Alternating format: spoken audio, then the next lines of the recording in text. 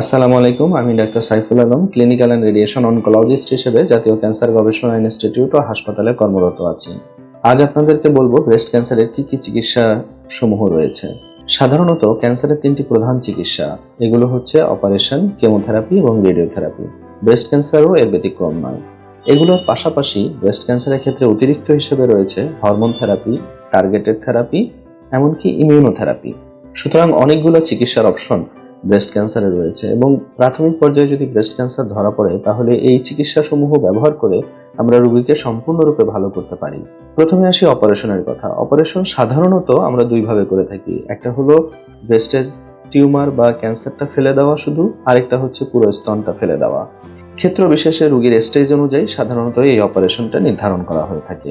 এরপর কেমোথেরাপি, সাধারণত 2 থেকে 3 সপ্তাহ পর পর কেমোথেরাপিগুলো দেওয়া হয়ে থাকে এবং এগুলো স্যালাইনের মাধ্যমে, কেমোথেরাপি মানে ক্যান্সারের ওষুধগুলা স্যালাইনের মধ্যে ইনজেকশন আকারে দেওয়া হয়ে থাকবে। এরপরে আসি রেডিওথেরাপি। রেডিওথেরাপিগুলো সাধারণত একটা এক্স-রে মেশিনের মধ্যে ঢুকিয়ে আমরা সপ্তাহে 5 দিন, শনি থেকে বুধ, এভাবে 15 দিন আমরা চিকিৎসা দিয়ে থাকি।